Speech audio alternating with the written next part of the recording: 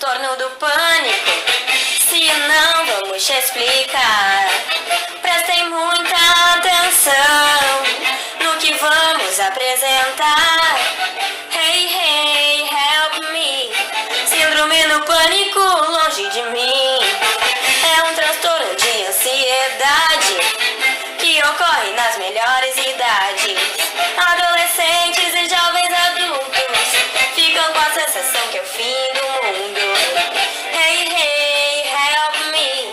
Síndrome do pânico longe de mim. A pessoa pode desmaiar se ela não se tratar, pois os sintomas podem piorar depois, não adianta chorar. Ressecamento da boca e falta de ar são alguns sintomas que podemos citar. O coração dispara e é só um tratamento que para. Hey, hey, help me. Síndrome do pânico longe de mim.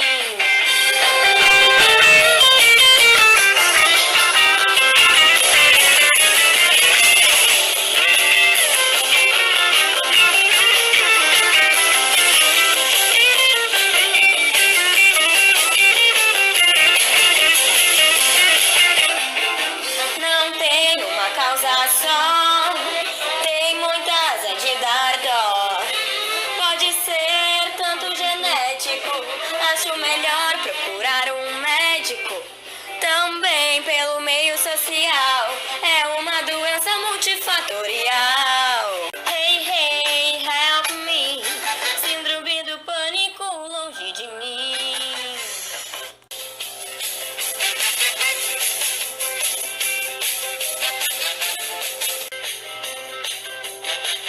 Poxa, doutora, eu chego perto das pessoas e elas ficam falando que eu sufoco, que eu não dou liberdade, que elas ficam nervosas. Eu não sei mais o que fazer.